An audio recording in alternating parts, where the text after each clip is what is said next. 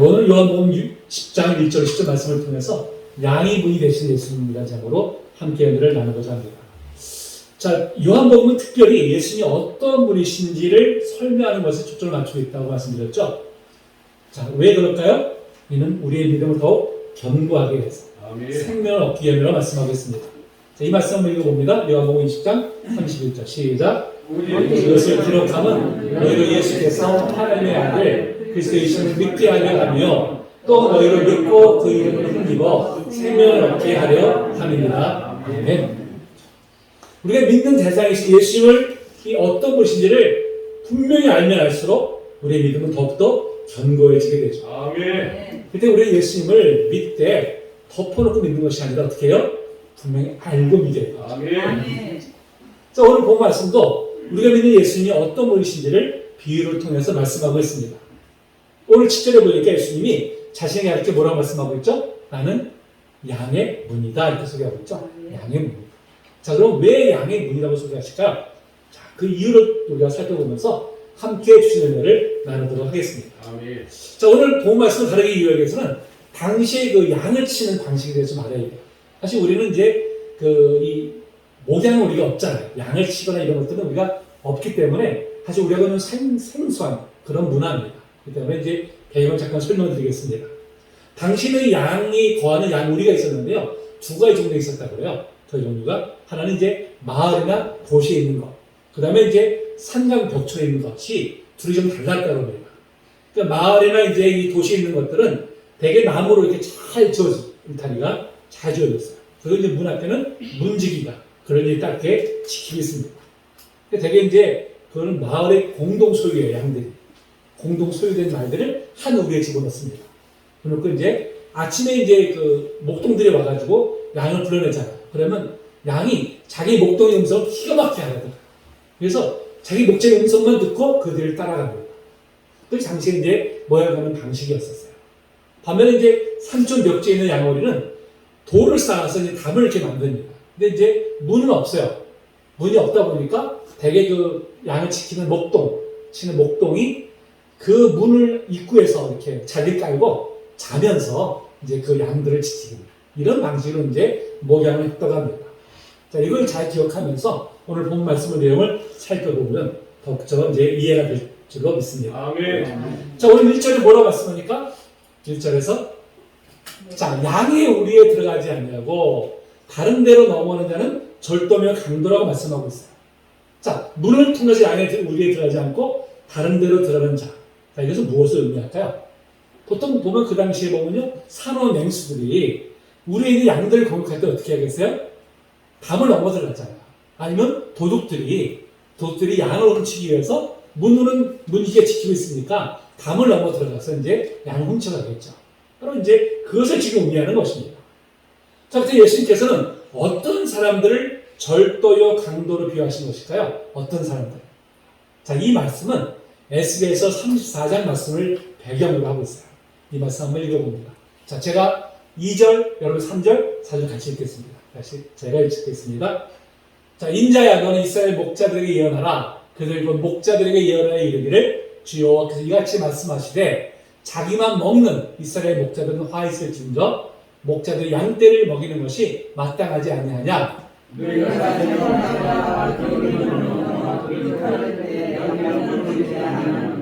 함께 있습니다. 내가 그들은 큰 자를 강하게 아니하며 병든 자를 고치지 아니하며 상한 자를 사하게 주지 아니하며 쫓기는 자를 돌아오게 하지 아니하며 잃어버린 자를 찾지 아니하고 다만 포함으로 그것들을 다스렸도다. 아멘. 자, 여기서 목자는 누굴 가리킬까요? 당시 이스라엘의 정치 지도자나 종교 지도자를 가리킵니다. 자, 목지는 청직입니다. 그 주인이 양물을 맡겨준 거잖아요. 그럼 어떻게 되겠어요? 그 양물을 잘 먹이고 안식케 하는 것이 바로 목자의 사명이죠. 정치, 종교 지도자도 마찬가지입니다. 하나님께서 자신들에게 맡겨주신 백성들을 풍요롭게 하고 평화를 누리게 함으로 잘 안식케 하는 것이 바로 그들에게 주어진 사명이었어요. 자, 그런데 오늘 본 말씀에 뭐라고 말씀합니까? 에스겔서에서 자신의 맡겨진 백성들을 잘 먹이는커녕 도리어 그들을 압제하고 수탈해서 자신들의 배를 채우는 일에만 몰두를 했어요. 그로 인해서 백성들은 고통을 당할 수밖에 없었던 것이죠. 그래서 에스겔 하는 말씀은 바로 그런 그릇된 정치, 종교 지도를 향한 바로 이제 책망의 말씀입니다. 그런데 예수님 당시에도 마찬가지였어요. 당시 백성들이 로마의 압제에 시달린 것이 아니라 헤로드 왕조의 그 폭압에도 시달렸고요. 특히 제사장이나 바리새인들의 종교 지도자들에 의해서 시달리는 고통을 겪어야만 했었습니다. 그래서 예수님께서 그렇게 시달리는 백성을 향해서 수고하고 무거운 짐진자들아 이렇게 말씀하시죠. 그래서 예수님께서 말씀하신 이 강도요 절도는 바로 그러한 그릇된 지도자들을 이제 가리키는 것입니다. 근데 여러분, 오늘날 이러한 상황은 지구촌 곳곳에서 계속되고 있죠. 잘못된 정치 지도자가 세워지게 되면 백성의 안위는 전혀 돌아보지 않고 오직 자신의 정치적 목적과 이익을 추구하는 일에만 급급해서 백성이 더 큰 고통에 실험하게 됩니다. 그릇된 종교 지도자들은 이 종교적 권위를 가지고 자신의 배를 채우는 일에 악용을 해요. 오히려 그를 따르는 성도들을 잘못된 길로 인도합니다. 그런 면에서 이런 지도자들은 백성들을 압제하고 수탈하기 때문에 절도요 강도인 것이죠. 그렇다면 오늘날 문으로 들어가지 않고 다른 데로 들어가는 자들은 누구를 말하는 것일까요? 예수님 자신이 나는 양의 문이다 이렇게 말씀하고 있잖아요. 그런 면에서 보면 예수님이 제시하신 구원의 길이 아닌 다른 길을 제시하면서 미혹하는 자들, 이게 이제 다른 데로 넘어가는 자들이겠죠. 또 자신을 따라야만이 구원한다고 주장하는 이단 종파의 교주들도 이제 여기에 해당이 될 것입니다. 또 예수님을 꼭 믿어야만이 구원받는 것이 아니라 다른 곳에서도 구원이 있다고 주장하는 종교 다원주의자들도 이제 여기에 해당이 됩니다. 또 하나님부터 자신은 지통으로 계시를 받아서 하나님 뜻을 다 알기 때문에 내 뜻을 따라야 된다 이렇게 미혹하는 그런 지통 계시파들도 이제 여기에 해당된다고 하겠습니다. 이들은 이러한 방법으로 사람들을 미혹해요. 그 사람의 특성이 뭘까요? 사람들을 미혹해서 어떻게 할까요? 자신에게 종소시켜버려요. 정신적 노예를 만들어버립니다. 그리고 헌신을 강요하는데요. 이 헌신은 하나님에게로가 아닌 자신에게 향하게 하죠. 이렇게 해서 자신의 특권과 이익을 도모하는 것이 바로 이런 자들의 이제 보편적 특색을 할 수 있습니다. 참 저는 이단에 빠진 사람들을 이렇게 보게 되면요, 이 교주의 세상에 젖어가지고 분별력을 잃어버리고 말아요. 그러니까 교주가 어떤 말을 해더라도 분별력이 없으니까 그대로 그냥 맹종을 합니다. 그 심지어 자신의 가진 전 재산까지도 그냥 아낌없이 바치잖아요. 얼마 전에 일본의 그 아베 전 총리가 암살을 당했잖아요, 총으로. 그를 죽인 암살범의 어머니가 통일교에다가 거액의 헌금을 갖다 바쳐가지고, 그래서 자기가 엄청난 이렇게 힘든 일을 겪었다고 합니다. 그러니까 이제 통일교에 원한을 품고 있다가 아베가 통일교와 관련있다는 소식을 듣고 아베를 내가 죽여야 되겠다. 이제 결심을 품고 그렇게 이제 그를 죽이는 데까지 이뤘다고 합니다. 그 이단에 빠지게 되면요, 재물, 재산 다 혼납하고 그냥 가정이 파탄나는 일들이 여기저기서 일어나죠. 참 과학 문명이 발달했다고 하는 오늘날도 이런 일들이 우리 주변에서 일어나는 걸 보면서 저는 참 이 영적인 세계는 정말 신비하다 이런 생각이 좀 들어요. 버젓한 학교를 나오고 버젓한 직장이나 사회에서 존경받는 직에 있는 사람들이 이러한 이단 사상에 이렇게 빠지는 걸 보면 정말 참 이해하기가 어렵습니다. 아주 우리가 그냥 상식적으로 생각만 해도 그런 잘못된 길로 빠지지 않을 텐데 이런 참 안타까움이 들죠. 근데 여러분, 그게 남의 일이 아니에요. 우리도 그렇게 빠질 수 있습니다. 그렇기 때문에 정말 이런 사이에 빠지지 않도록 우리가 영적 분별력을 가져야 됩니다. 아멘. 그래서 우리가 더욱더 기도해야겠죠. 아멘. 특히 여러분, 저는 하나님으로부터 지통으로 계시를 받는다고 주장하는 사람들, 저는 그 사람들 늘 좀 경계해야 된다고 말씀드립니다. 여러분, 그런 사람들 보면요, 특권의식을 가지고 있어요. 특권의식. 자기가 깨어나면 우월한 존재인 것처럼 자기가 그렇게 막 높이면서 다른 사람을 굉장히 낮춰보는 그런 이제 특색을 보이고 있습니다. 근데 그것으로 하나님의 뜻을 전하기보다는 자신의 특권과 이득을 공고히 하는데 이것을 이용을 하죠. 근데 왜 사람들이 이런 직통 계시를 받았다고 주장하는 사람들을 찾아다니는 것일까요? 무엇 때문에? 그 심령이 불안해서 그래요. 불투명한 미래를 좀 계시를 통해 미래 알게 되면 도움이 될까 하는 그런 마음에 이제 찾아다니는 것이죠. 근데 어떻게 보면 사실 세상 사람들이 점쟁이 찾아가는 것과 별반 다를 바가 없는 모습입니다. 여러분, 우리가 분명히 알 것은 하나님께서 이미 당신의 뜻을 우리 모두에게 다 알리셨다는 것입니다. 아멘. 어떻게 알리셨어요? 바로 예수 그리스도를 이 땅에 보내심으로 알리셨고요. 아멘. 바로 성경을 주심으로 알리셨습니다. 아멘. 또 우리는 하나님의 뜻을 다들 찾는 것이 아니라 바로 예수 그리스도를 통해서 아멘. 그리고 성경을 통해서 우리는 아멘. 충분히 알 수 있어요. 아멘. 이를 통해서 알지 못한 점이 있을 거 아닙니까? 그럴 때 어떻게 해야 될까요? 그것은 하나님께 맡기는 믿음이 필요하죠. 아멘. 여러분, 우리 하나님이 선하신 분이심을 믿는다면 우리는 불투명한 미래를 온전히 하나님께 맡기고 아멘. 오늘 주어진 삶 속에서 그분의 뜻을 따라서 최선을 다하는 것이 아멘. 그것이 바로 우리가 가져야 될 자세입니다. 아멘. 그러면서 무언가 특별한 것을 할까 해서 식통계시를 받았다고 주장하는 사람들을 찾아다니면서 기도를 받는 분들이 있어요. 여러분, 조심하셔야 돼요. 아멘. 미혹당할 수 있습니다. 그러니까 이런 사람들이 이런 사상이나 지통계시 받았다고 주장하는 사람들의 특색이 뭐냐면요, 이성과 상식을 무시하는 것이 마치 좋은 믿음이냐 그렇게 주장한다는 점이죠. 여러분, 과연 이성과 상식을 무시하는 믿음이 좋은 믿음일까요? 결코 올바른 믿음이 아닙니다. 이성과 상식을 근거하는 믿음이 건강하고 바른 믿음입니다. 아멘. 우리의 믿음은 이성과 상식을 초월합니다. 아멘. 초월한다고 해서 무시하는 것이 아니에요.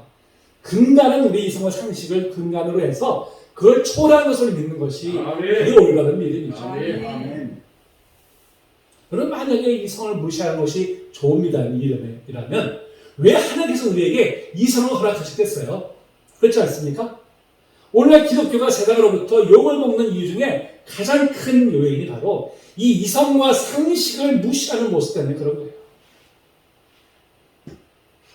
우리는 하나님의 뜻을 우리에게 주신 이성을 통해서 우리가 파악하신 데까지는 파악하려고 우리 힘을 써야 됩니다. 아멘. 그럼 우리 이성으로는 도저히 파악할 수 없는 데에 이르게 되면 그때는 내 무지를 인정하고 겸손한 마음과 믿음으로 나아가야 되죠. 아멘. 다 할 수 없음에도 마치 자기 자신을 다 아는 것처럼 행동하는 사람들이 있습니다. 그건 그릇된 사람이죠. 자신의 부족함을 인정하고 더 하나님을 깊이 알아가는 것에 힘쓰는 사람들이 바로 진실된 사람입니다. 아멘. 제가 좋아하는 찬양 중에 소원이라는 찬양곡이 있어요. 그 가사 중에 이런 내용이 있습니다. 나의 작음을 알고 그분의 크심을 알면 사랑 그 높은 길로 가기 원하네. 아멘. 하나님의 크심을 알면 알수록 우리가 얼마나 연약하고 부족한 자인지를 깨닫게 됩니다. 아멘. 여러분, 성숙한 사람은요, 자신의 부족함을 솔직히 인정하고 아멘. 겸손한 자세로 배우는 것에 힘쓰는 사람입니다. 아멘. 공자가 한 말 중에 그 불치하문이라고 하는 그 성어가 있어요. 불치하문. 이게 다른 사람에게 묻는 것을 부끄러워하지 않는다는 뜻입니다. 그러니까 자기보다 못하다고 생각되는 사람에게도 배울 점이 있어요. 아멘. 그러니까 모르는 것을 묻는 것은 부끄러운 일이 아니다라는 그런 의미입니다. 여러분, 올바른 지도자는요, 이렇게 겸손한 자세로 배우는 것을 멈추지 않는 그런 특징을 가지고 있어요. 아멘. 반대로 그릇된 지도자는 마치 자기 자신이 모든 것을 다 알고 있으며 자기의 모든 사람은 다 자신의 가르침을 받아야 할 대상으로 여깁니다. 이런 사람들은 어디서든지 남을 가르치려고 하는 그런 교만한 모습을 보여요. 우리는 지금 어디에 해당이 될까요? 어디에? 나의 작음을 알고 주님의 크심을 알아서 아멘. 겸손히 주님을 알아가는 일에 아멘. 힘쓰시길 아멘. 주님의 이름으로 축복합니다. 아멘. 자, 이렇게 문이 아닌 다른 데로 넘어가는 자들과 비교해서 예수님은 자신이 가르쳐서 뭐라고 말씀하시죠? 나는 양의 문이다, 이렇게 말씀하시죠. 오늘 7절에서 바로 이것을 말씀하고 있습니다. 자, 근데 뭐라고 했어요? 내가 진실로 진실로는 아멘, 아멘이에요. 아멘. 두 번 강조하는 것은 뭡니까? 반복하는 것은 강조의 의미죠. 강조의 의미. 자, 예수님께서 자신이 양의 문이라고 하신 것이 너무나 중요하다는 거예요. 아멘. 자, 그럼 왜 이렇게 강조하시는 것일까요? 자, 여러분, 문이라는 것은 어떤 기능을 합니까? 문. 먼저는 사람이나 동물이 출입처의 기능을 하죠. 또 안과 밖을 구분 짓는 그런 경계 역할을 합니다. 또 또 밖으로부터 위협을 차단하고 또 안과 밖으로 소통하는 그런 기능을 하죠. 자, 이런 면에서 예수님께서 자신을 양의 문이라고 말씀하신 것은 이러한 문의 기능을 염두에 두고 하신 말씀임을 알 수가 있습니다. 이어서 8절을 보니까 자, 나보다 먼저 온 자는 다 절도요 강도라고 말씀하고 있어요. 예수보다 먼저 온 자들이 누굴까요? 이걸 잘못 해석하게 되면요, 먼저 이 땅에 온 선지자들이나 율법을 가리키는 것을 오해할 수 있어요. 그래서 예수님께서 율법을 다 폐기하신 것이다, 이렇게 해석하는 사람들이 있습니다. 여러분, 그건 잘못된 해석이죠. 예수님 뭐라고 말씀하셨어요? 마태복음 10절을 보니까 내가 율법이나 선지자를 폐하러 온 줄로 생각하지 말라. 폐하러 온 것이 아니라 완전하게 하려 합니다. 아멘. 예수님 결코 율법을 폐하신 것이 아니라 완전히 해서 오셨어요. 아멘. 그렇기 때문에 이 나보다 먼저 온 자라는 개념을 율법을 가리키는 것을 해석하는 것은 잘못된 해석입니다. 이것은 누굴 가리키냐면 당시에 이 예수님 당시에요, 굉장히 사회가 혼란했었어요. 혼란한 사회를 틈타가지고 온갖 거짓 메시아들이 등장해가지고 사람들을 미혹을 했습니다. 그러니까 바로 예수께서 말씀하신 나보다 먼저 온 자는 바로 자칭 메시아라고 주장하는, 바로 이제 그런 사람들을 가리키는 것이죠. 근데 사실 여러분, 누구나 다 내가 메시아라고 주장하는데 그럼 도대체 어떻게 그걸 구별할 수 있을까요? 어떻게? 자, 예수님께서 뭐라고 말씀하셨습니까? 자, 이 말씀 읽어봅니다. 시작. 이와 같이 좋은 나무마다 열매를 맺고 못된 나무가 그렇죠? 열매를 보아 할 수 있죠. 열매를 보아서. 여러분, 그러면 거짓 메시아는 어떤 열매를 맺을까요? 아까 앞에 말씀드렸던 절도나 강도 같은 비슷한 유형들이잖아요. 사람들을 미혹해서 자신을 따르도록 하죠. 따르게 하는 목적이 뭐예요? 그들을 구원에 인도하기 아니라 오직 자신의 유익을 위해서죠. 저가지고 그 따르는 사람들의 마음을 착취해가지고 정신적 노예를 만들고 재물까지 이제 착취를 합니다. 지금 그러한 거짓 종교 지도자들이 여기저기에서 판을 치고 있어요. 그들은 사람들을 사람의 종로로 만드는 것이 아니라 자기 종로로 만들어요.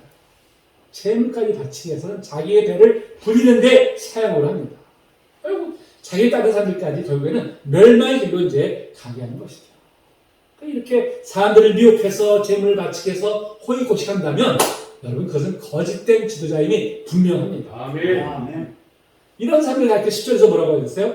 도둑이 오는 것은 도둑질하고 죽이고 멸망시키는 것뿐이요, 이렇게 말씀하고 있습니다. 우리가 사는 시대가 너무 지금 영적으로 혼란한 시대예요. 그런 사람들이 너무나 많습니다. 정말 우리가 그런 사람들을 잘 분별해서 우리가 정말 미혹에 빠지지 않도록 영적으로 깨어 있어야 할 줄로 믿습니다. 아멘. 이러한 거짓된 지도자들과 달리 예수님 자신이 가르쳐서 양의 문이라고 말씀하시죠. 자, 이 뜻이 무엇인지를 좀 더 자세히 살펴보도록 하겠습니다. 자, 9절에 뭐라고 말씀하세요? 내가 문이 누구든지 나로 말미암아 들어가면 구원을 받고 있어요. 그래서 이 말미암아는 헬라어로 디아라고 표현하는데요, 무엇을 통하여, 무엇에 의하여, 무엇과 함께, 무엇을 위하여, 이런 뜻을 가지고 있어요. 자, 이것을 대입하면 뭐예요? 우리는 예수님을 통하여, 아멘. 예수님에 의하여, 아멘. 예수님과 함께 할 때 구원을 얻게 됩니다. 아멘. 그 은혜로 구원받은 자들은 이제 자기 자신을 위한 삶이 아니라 예수님을 위하여 살아가게 됩니다. 아멘. 여러분, 그렇죠? 우리는 예수님을 말미암아, 오직 예수님을 말미암아 아멘. 우리가 구원을 얻게 되고 생명을 얻게 되는 줄로 믿습니다. 아멘. 여러분, 이 땅에 살아가는 모든 사람들은 누구나 할 것 없이 다 구원이 필요하죠. 여러분, 우리 육신의 생명은요, 언젠가 다 소멸됩니다. 그런데 그걸로 끝나면 좋은데 그걸 끝나는 것이 아니잖아요. 그렇죠? 영이 있어요. 우리 영이 있기 때문에 영은 소멸되지 않습니다. 근데 문제는 뭐예요? 인간이 원죄로 인해서 영생을 누리지 못하게 되고 말았죠. 로마서 5장 11절 말씀입니다. 읽어봅니다. 시작. 한 사람을 말미암아 제가 세상에 들어오고 죄로 말미암아 사망에 들어왔느니 이와 같이 모든 사람에게 아니 모든 사람에게 이러합니다. 여러분, 누구든지 아담으로 인한 범죄 중에서 사망의 자유를 얻게 되었어요. 그 죽음 이후에는 어떻습니까? 필연적으로 우리는 영원한 형벌을 받을 바로 이제 그런 존재가 된 것이죠. 한 번 죽어서 사회를 정해진 것이요, 그 후에는 뭐가 있습니까? 심판이 있다고 말씀하고 있어요. 그렇기 때문에 누구나 다 구원이 필요하죠. 아멘. 여러분 그럼 우리가 어떻게 구원받을 수 있습니까? 어떻게? 는 구원이라는 개념을요 우리에게만 있는 생각하는 게 아니에요. 다른 종이 있는 사람들 다 구원을 받으려고 합니다. 문제는 뭐예요? 자기 힘으로, 자기 노력으로, 자기 공덕으로 구원을 얻으려고 하는데 문제가 있는 것이죠. 여러분 그걸로 구원 얻을 수 있습니까? 아니에요. 왜 그렇습니까?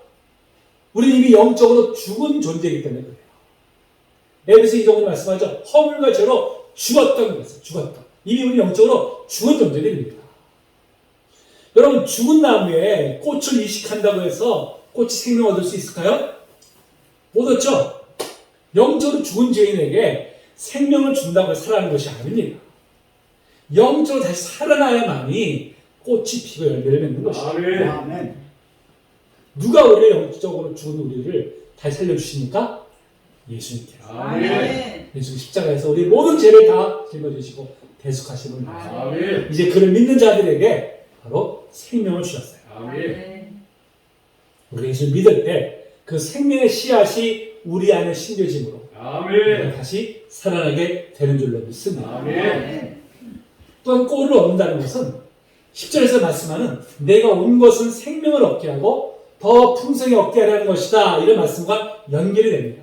예수님 우리에게 생명을 주실 뿐만 아니라 더 풍성히 누리게 하시다. 아멘. 자, 누가복음 10장에 보면 선한 사마리아인의 비유가 있습니다. 너무나 잘 아는 내용이죠. 강도 맞는 사람을 제사장이나 레위인은 보고도 피했어요. 근데 지나가던 사마리아 사람이 그를 불쌍히 여겨서 그의 상처를 치료해 주실 뿐만 아니라 이제 주막으로 데려다가 이제 다 돌봐주었습니다. 근데 여기서 멈추지 않죠. 자, 사마리아인이 어떻게 했을까요? 자, 읽어볼까요? 시작. 이튿날 그가 주막 주인에게 그네 풀을 내어주며 이르되 이 사람을 돌봐주라. 비용이 더 들면 내가 돌아올 때에 갚으리라 하였으니.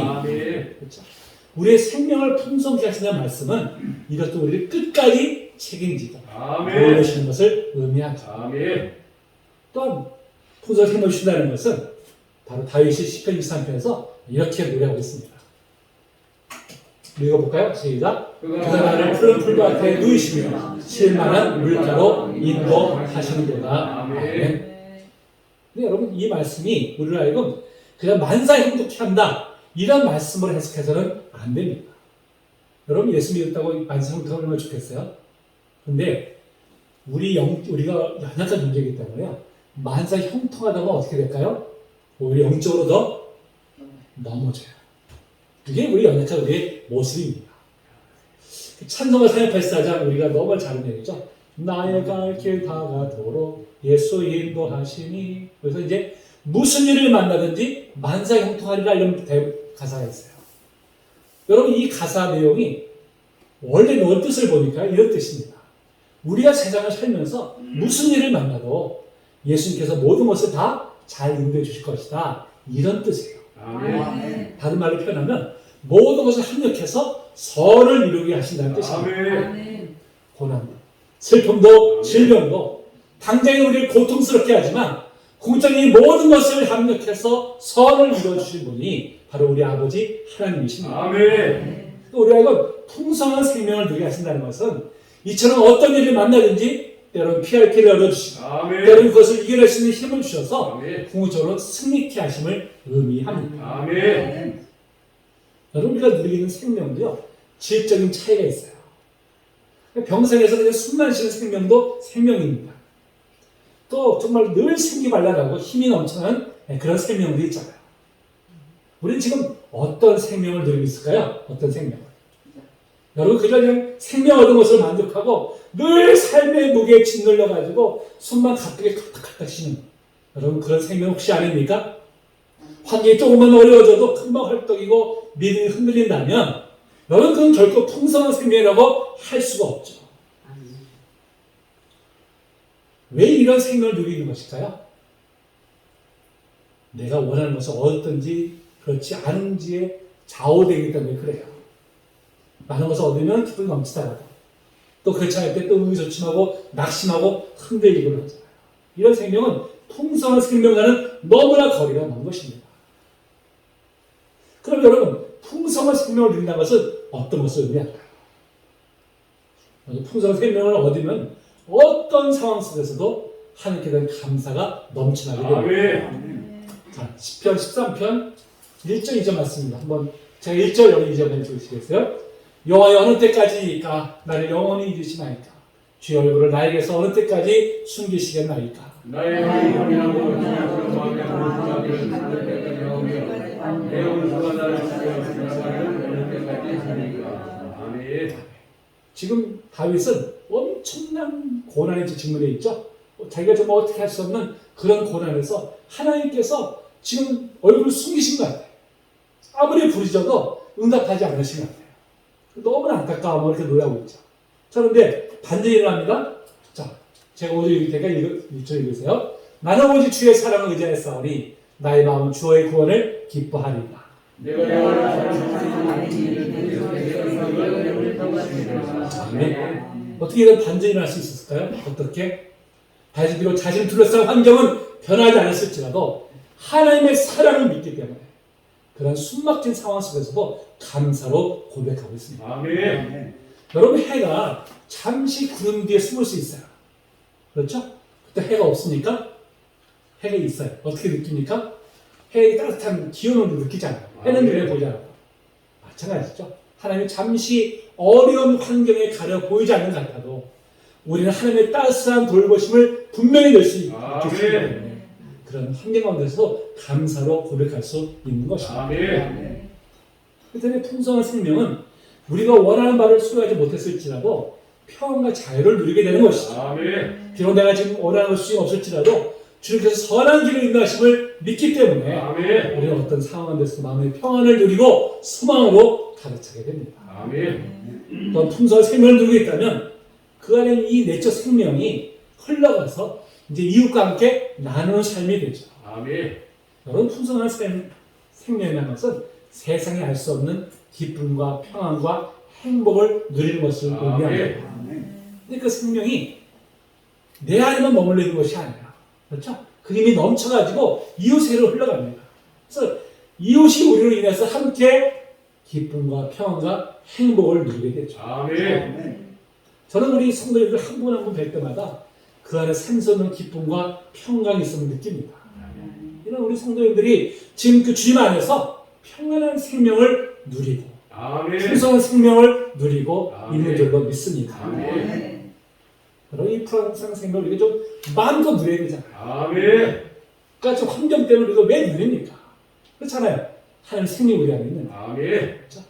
그 환경에 눌리지 아니하고 어떤 상황에서 정말 이 풍성한 생명을 마음껏 누리며 또 아멘. 그것을 민주에 흘려보내 아멘. 함께 행복을 누리게 하는 복된 성도님 되시기를 주님의 이름으로 축복합니다. 아멘. 자, 그럼 우리가 어떻게 그럼 이러한 풍성한 생명을 누릴 수 있을까요? 풍성한 생명. 첫째는 우리의 기도가 바뀌어질 때 아멘. 풍성한 생명을 누릴 수 있습니다. 여러분, 다고다고 하는 기도, 하나님 이것도 주시고 저것도 주시고 주시옵소서 하는 그런 기도는 늘 우리를 하여금 더 갈급하게 만듭니다. 그래서 참 만족함을 누리지 못하게 만들어요. 이제는 이러한 기도에서 벗어나서 여러분, 먼저 감사의 기도를 드리시기 바랍니다. 아멘. 먼저 감사의 기도를 드리면요, 삶에서 감사의 일이 넘쳐나게 돼요. 아멘. 정말 신기한 것이요, 불평을 쏟아내면 불평할 일이 더 생깁니다. 그런데 감사를 고백하면 감사의 일이 더욱더 넘쳐나요. 아멘.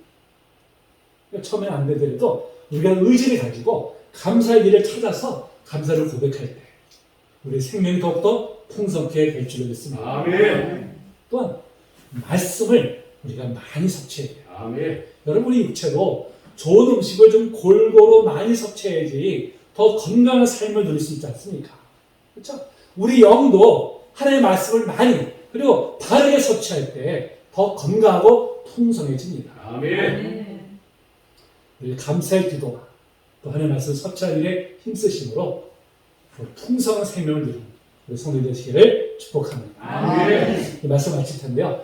우리 주님은 친히 양의 위에 계셔서 이제 예수님을 통해서 예수님에 의하여 예수님과 함께하는 모든 사람들에게 영원한 생명을 주십니다. 아멘. 영원한 생명을 주실 뿐만 아니라 예수님 안에서 이제 더 풍성한 생명을 누리게 해주십니다. 아멘. 지금 저와 여러분 모두가 다 예수님 인해서 풍성한 생명을 누리고 있는 줄로 믿습니다. 아멘. 주님께 더 가까이 나아가고 더 풍성한 생명을 누리는 우리 성도들 되시기를 축복합니다. 아멘. 네, 찬양하시고요.